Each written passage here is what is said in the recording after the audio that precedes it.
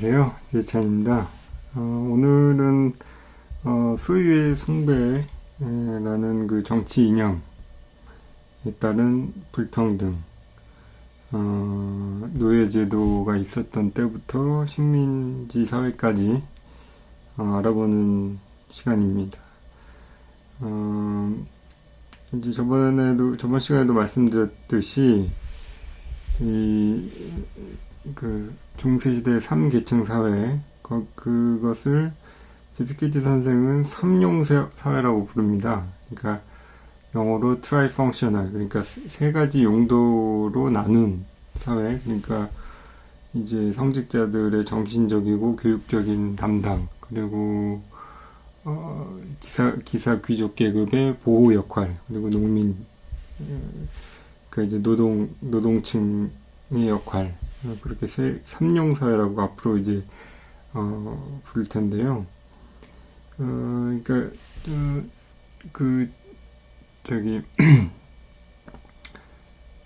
이제 프랑스 혁명이 일어나고 나서 소유의 숭배를 하게 되는 그런 사회가 시작이 됐는데, 그러면서 이제 그 전부터 있었던 그 노예들에 대한 그 얘기를 좀 해볼까 합니다. 그러면 먼저 이 그래프를 보시면, 이것은 카리브해 섬나라들의 노예 인구가 전체 인구에서 차지하는 비율입니다.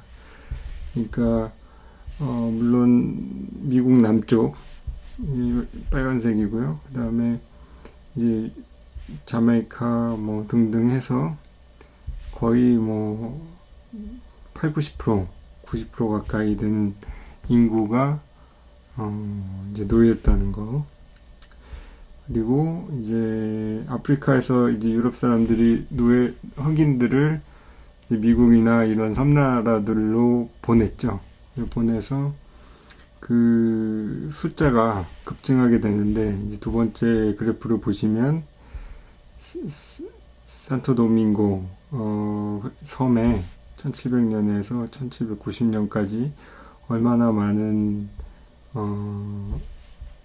그 흑인들이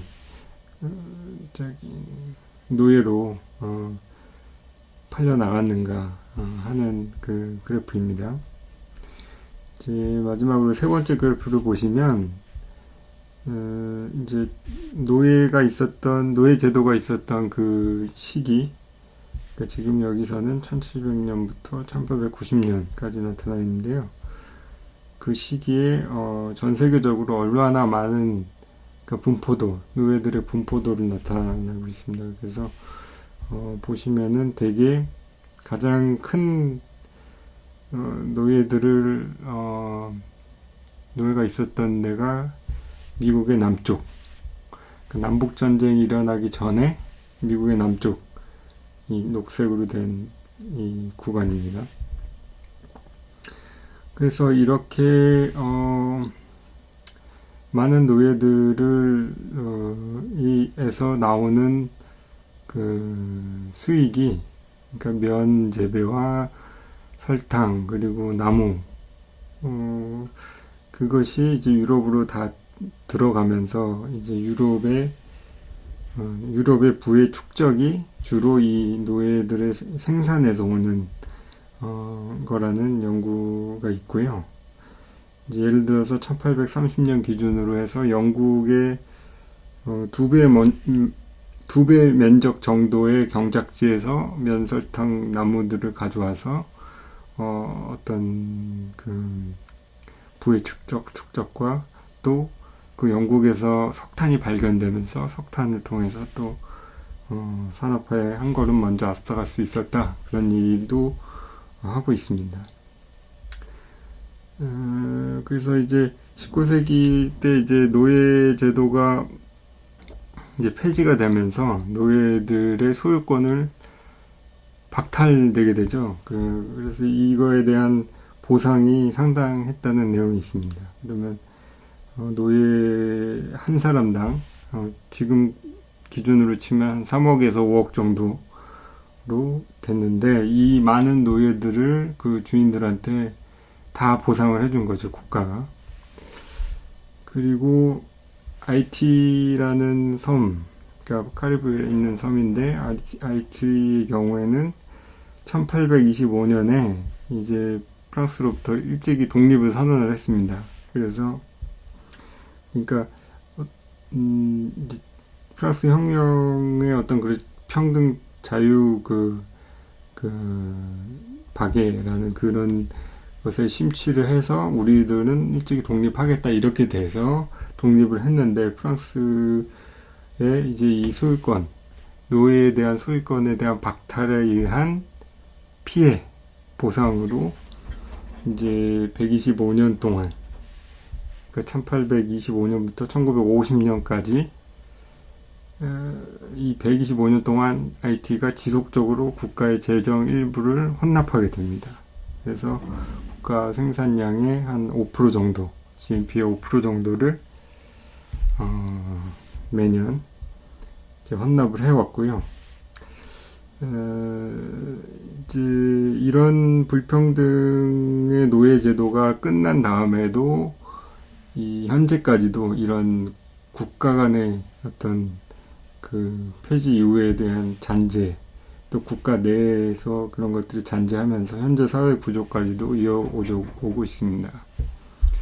예를 들어서 이제 미국 같은 경우는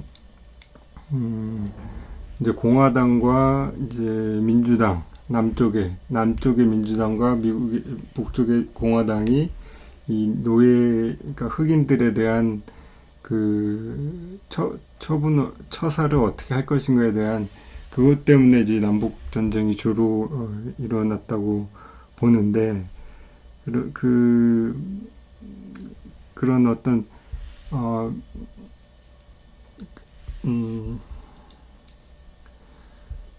이런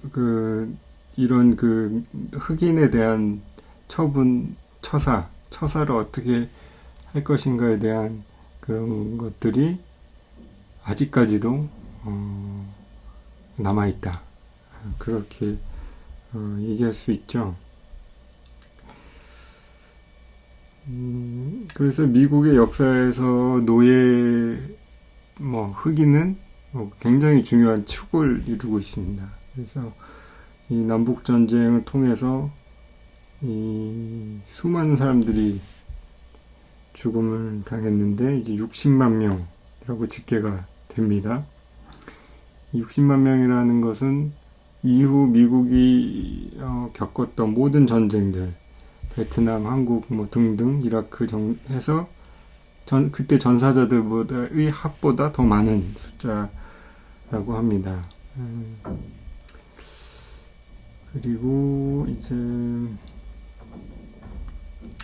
이렇게 그러니까 유럽에서 특히 프랑스와 영국이 이런 해외의 노예제도를 하는 데 있어서 이 경쟁 속에서 이제 투자를 많이 하는 그런 나라들로 이제 부상을 했는데요. 이 프랑스와 영국의 두 나라의 GNP의 한 5%에서 10%가 해외 투자로 인한, 그러니까 해외 투자라고 얘기하는 것은 이 흑인 노예들의 그 생산에 투자를 한 거죠. 거기에 기인해가지고 이 해외 투자 수입이 막대한 부를 축적할 수 있게끔 상당했다고 합니다. 그래서 요 다음 그래프를 보시면 이제 프랑스와 영국의 19세기의 해외 투자 자산의 해외 투자 자산의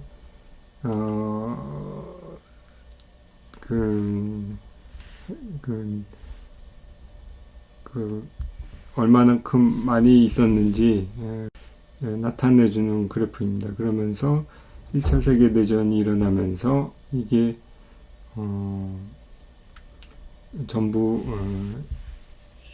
2차 세계대전까지 쭉 내려오죠. 내려오면서 이런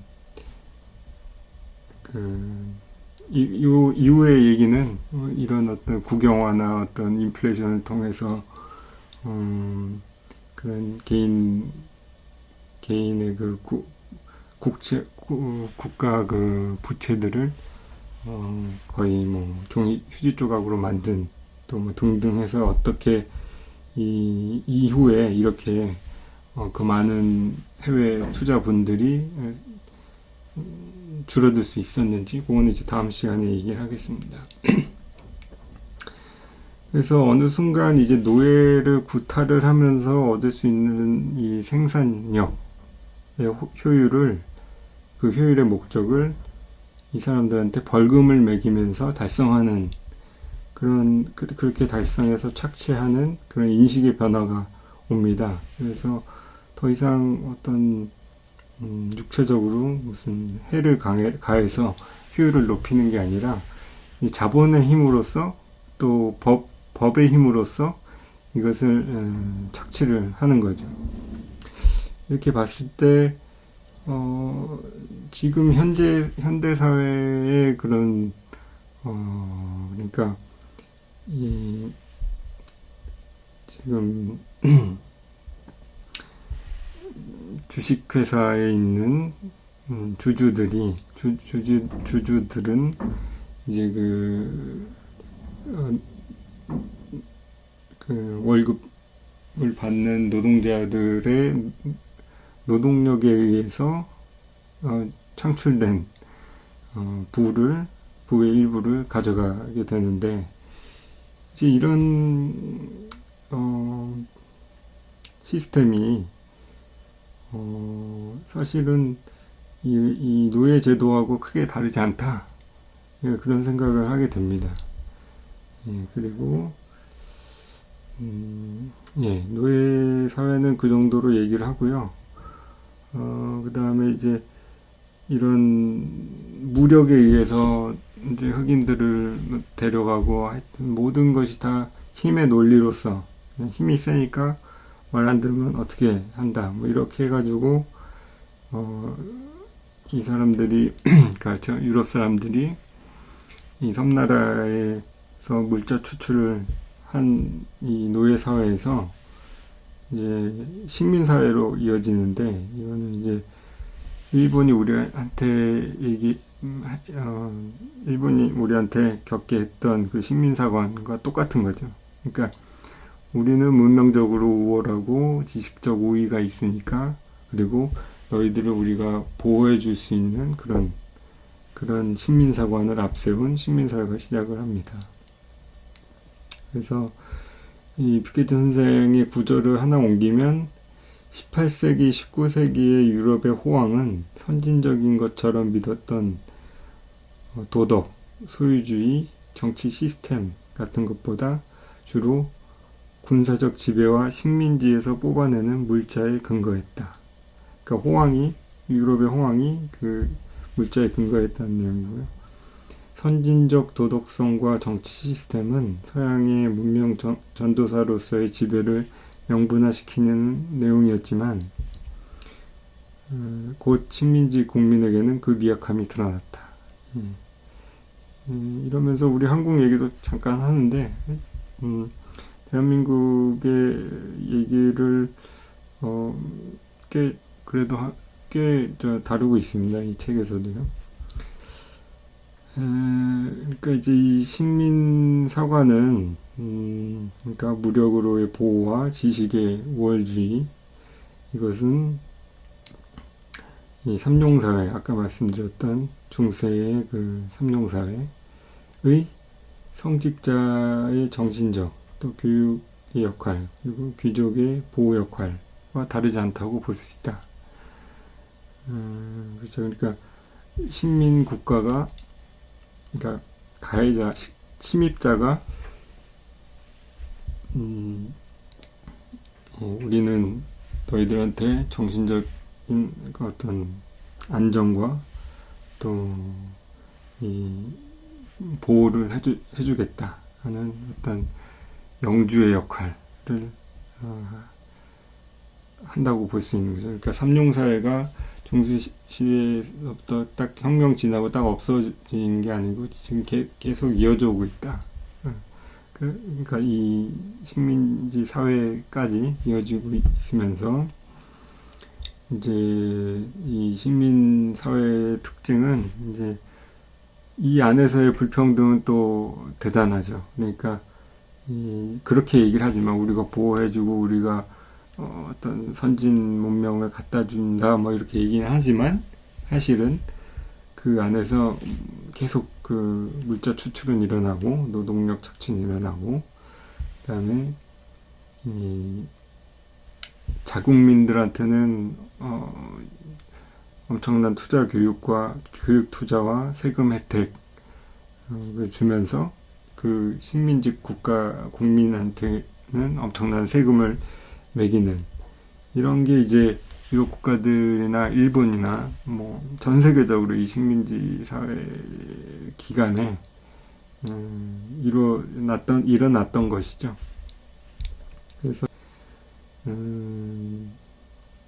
그래서 제 생각에는 이렇게 우리나라도 이렇게 제가 와서 이렇게 보면은 서양 또는 뭐 친일파 일본이 위대하다, 서양이 위대하다. 저번에도 어떤 프로에 보니까 무슨 중세기 때부터 어떤 서양이 유럽의 문화가 엄청 대단하고 뭐 어쩌고 이런 얘기가 사실 저는 그게 이제 식민사관처럼 생각이 드는 거죠. 그 사람이 그 식민사관에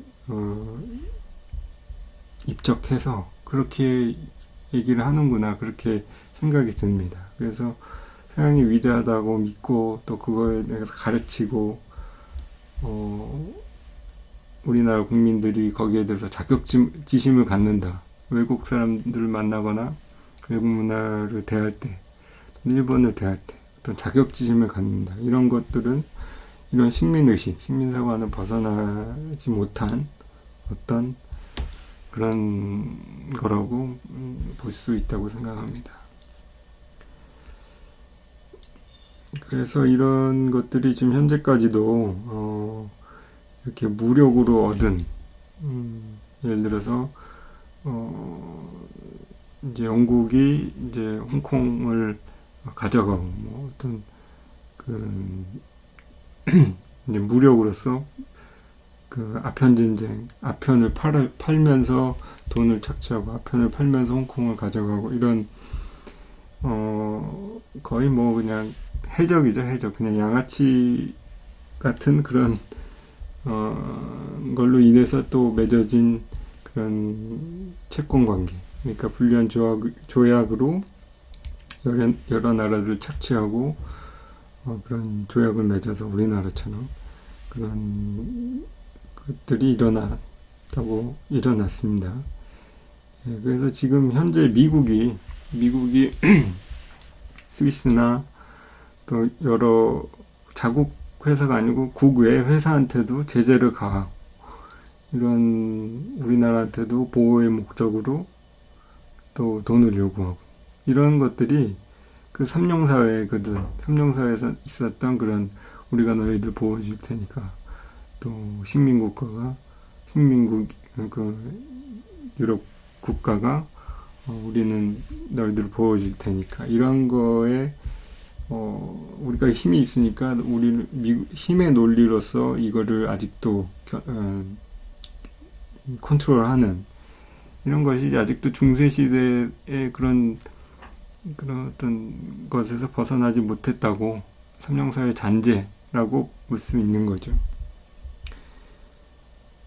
그래서 이제 피케티 선생은 이제 종교가 원래는 유럽에서는 이제 카톨릭 또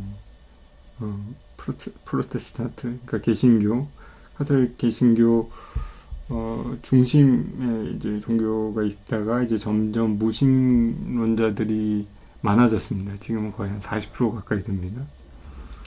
그리고 이제 다른 소수 종교들도 들어오고 하니까 이런 것에 의해서 피케티 선생은 이제 인도는 인도의 모델, 인도 그 내용이 많이 있거든요. 인도의 어떤 그 힌두교인들이 대부분을 차지하지만 이 무슬림도 있고 여러 가지 다른 종교들도 있는 이런 여러 종교들이 다종교가 있는 이 나라를 어떻게 행정적으로 저기 다스리냐는 것을 인도의 모델을 배워야 한다고 얘기를 하는데 예를 들어서 가장 중요하게 얘기하는 게 뭐냐면 인도는 이제 계급 사회가 브라만 뭐 등등 해서 있는데 그 그러니까 그 이제 그 하위 계층들이 뭐 공직이나 어떤 이제 그 대학교에 못 들어가거나 이런 것들이 있었는데 이런 것을 이제 인도는 그 각 계층마다 그 코타를 둬가지고 이제 내가 이 계층 이 계급에 속하면 그 계급에 따른 그 코타에 따라서 그 안에 지원을 하고 또 공직에 나설 수 있고 그런 기회들이 됐습니다. 그러니까 우리나라처럼 여성들에게 이런 코타를 제공하는 이런 시스템을 주로 얘기를 하고 있거든요. 그래서 그건 이제 그건 이제 그렇고 이제 인도도 이 영국의 지배를 받았기 때문에 영국이 들어오기 전에 굉장히 유연했던 서로 이제 계급끼리도 어떤 이동이 가능했고 어떤 유연한 전통 계급 삼룡사회에서 이제 영국이 들어오면서 이제 맞지 않는 굉장히 그 딱딱한 그 사회 행정 구조를 인도에 강요를 하면서 이제 영국이 사회 분열과 새로운 갈등을 낳게 했는데 이게 더 많은 불평등을 초래했다. 그러니까 예, 그렇습니다. 그리고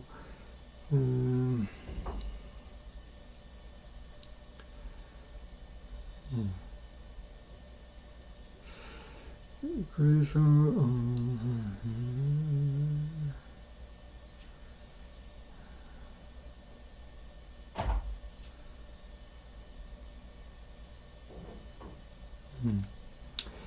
그래서 이 다음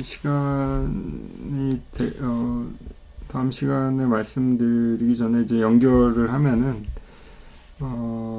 이제 이미 프랑스 혁명 때부터 1789년 그때부터 이 토마스 페인이라는 영국 사람인데 이 사람이 1795년에 이미 기본소득제라는 거를 주장을 했습니다. 그래서 또 여러 가지 재분배나 소득 누진제, 뭐 양도 누진세 같은 그런 토론이 이루어졌는데 사실은 개인의 소유권이 생기면서 소유권에 대한 그 소유를 숭배하고 있는데 그런 그 사회주의적인 그런 분배에 대한 어떤